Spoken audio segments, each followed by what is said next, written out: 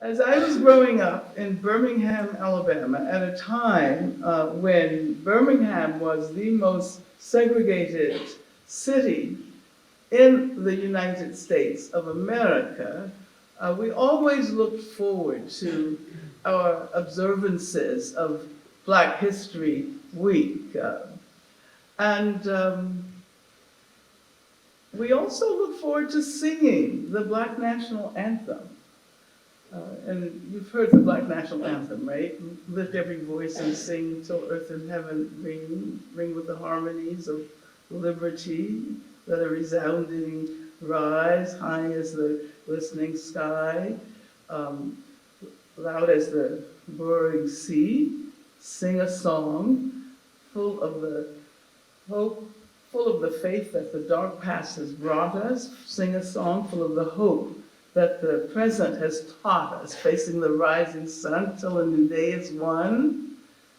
Let us march on. Come on, help me here. Till victory. Yeah, till liberty is won. Absolutely. Um, and I mentioned Black History Month, and I mentioned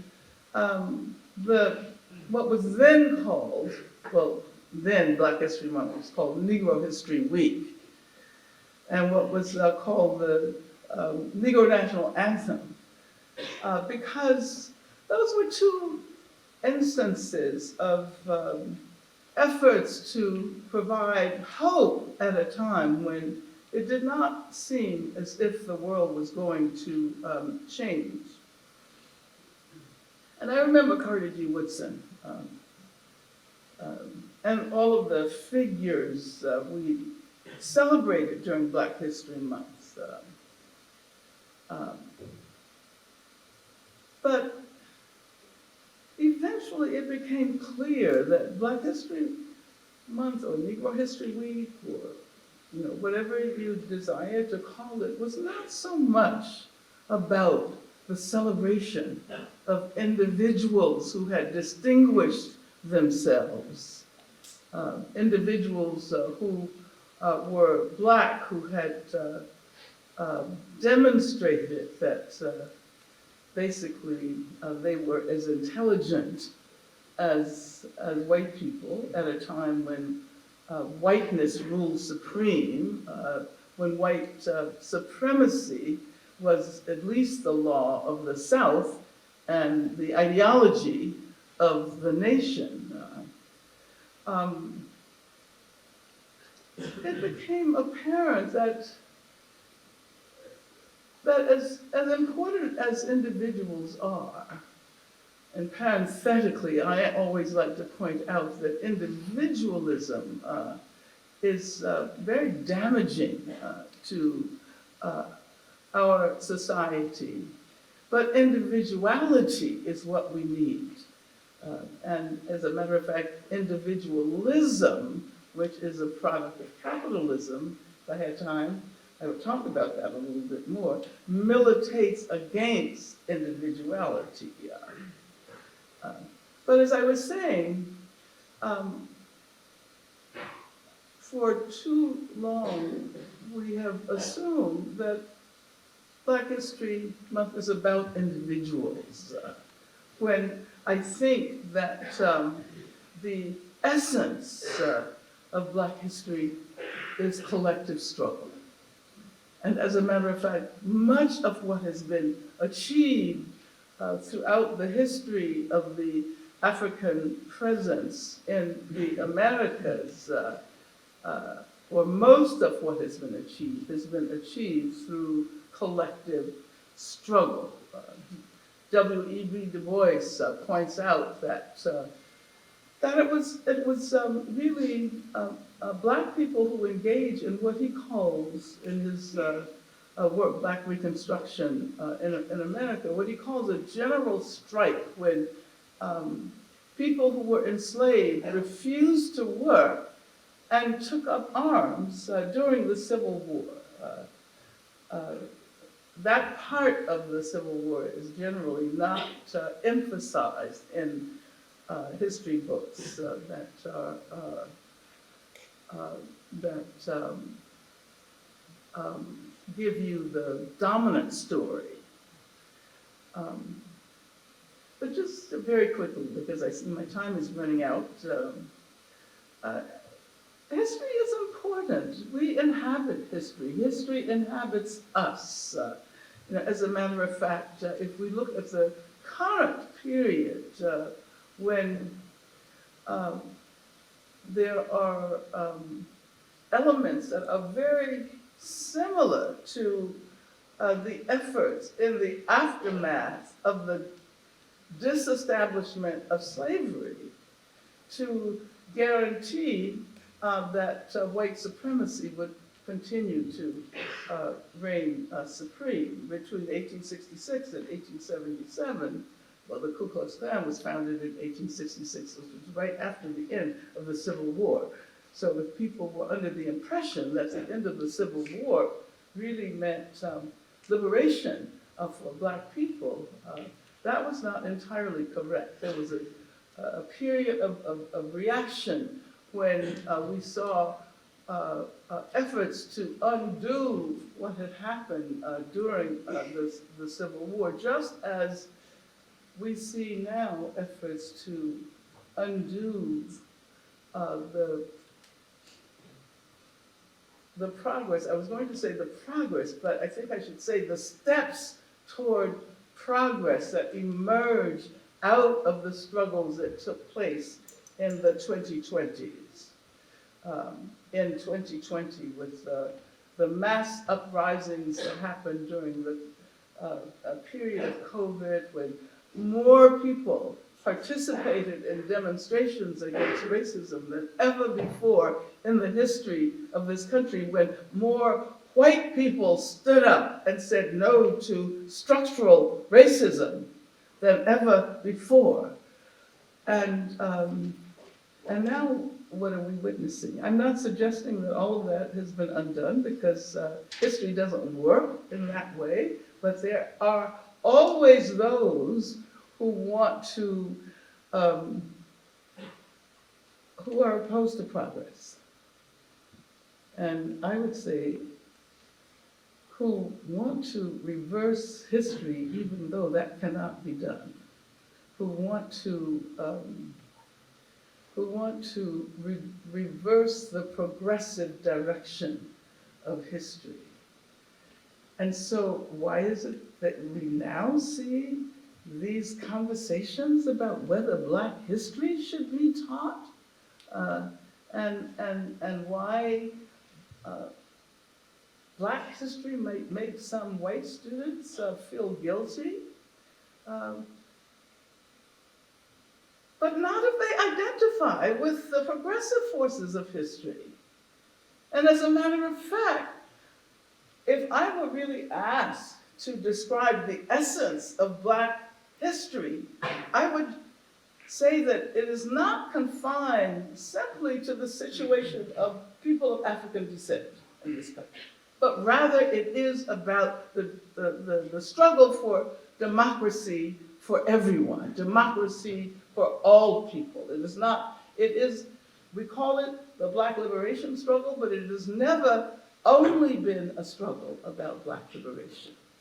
As a matter of fact, in the South, in the immediate aftermath of the Civil War, when Black people began to demand education,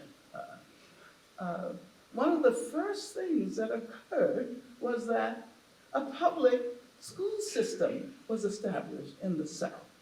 And this was the demand that came from the ranks of Black people who had been fighting for education throughout the period of slavery, many of whom had given their lives to the struggle for education.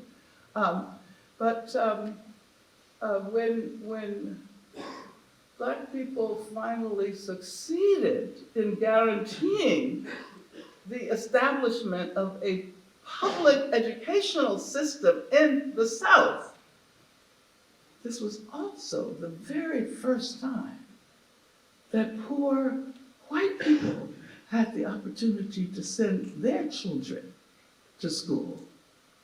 So the point that I'm giving this one example, but I could give you many examples of the ways in which the Black liberation movement has been a struggle for the freedom of everyone who inhabits this land. And we tend to want to marginalize it and to assume that, oh, well, you know, for a long time, Black history really is only for Black people. Now, pardon me, I have a sip of my tea. It's very early in the morning for me, by the way. I just flew in from the West Coast. So I'm 3 hours earlier than you, and I'm not used to talking at 6 or 7 o'clock in the morning. But I do, you know, I was actually planning to talk a little more about internationalism. I wanted that to be the theme of my remarks this morning. So not only that there is a broader reach of the Black liberation movement, that it is for universal liberation. I wanted to say a few words about the extent to which the struggle against slavery became a part of or enjoyed the support of international movements. Frederick Douglass went to Ireland. If you want to think about people like Ida B. Wells, her trip to Europe, to Ireland, to England. But I want to move more rapidly to the present. And I wanted to talk about how the current challenges, the current war in Gaza is a major issue in Black communities, particularly people who have been educated, who have been schooled in the struggle for Black liberation. And that is an indication of the ways in which the Black liberation movement has always manifested a universal thrust for liberation. There's no such thing as freedom for one person. There's no such thing as freedom for one group, for one society, for one nation. As a matter of fact, Toni Morrison, the renowned novelist and writer, pointed out that the very function of freedom is to free someone else. That freedom makes no sense at all if you conceive of it as being confined to one person or one group. And I think as we look at the situation in Israel, Palestine, we see that the struggle for liberation for the Palestinian people is as important as the struggle for liberation for Jewish Israeli people. And that anti-Semitism is very much linked to racism. As someone who grew up in the South, and recognized that the very first white people who became involved in the civil rights movement, who responded when churches were bombed, when houses were bombed, were Jewish people who also found themselves the target of the Ku Klux Klan, the White Citizens Council, and other organizations. And so I'd like you to think deeply about the nature of freedom, because I think that is what we're asked to do when we reflect on the very long struggle for Black liberation. I would like to say that many people think about the Black movement as a movement in which the primary characteristics are the violence and oppression inflicted on Black people who were enslaved against their will. And of course, it's very important to understand that violence, to understand the ways in which white supremacists were able to inflict violence on people who were enslaved against their will. But, as I think about Black history, I increasingly come to the conclusion that it was not the victimization that was most important. It was not the violence inflicted on Black people that constitutes the core of Black history, but rather it has been the capacity of Black people to resist and also to create beauty in the process of resisting, to create the means of joy for people all over the world. And I'm referring largely to Black art and largely to Black music. There is virtually no place in the world that one can go today where people have not been touched by, moved by the Black music tradition. And this comes out of the struggle for freedom. As a matter of fact, I would argue that the reason why Black music is so important everywhere is because it is precisely the music of freedom, the music of the struggle for freedom. And I think on that note of joy, I would like to say thank you for listening to me this morning.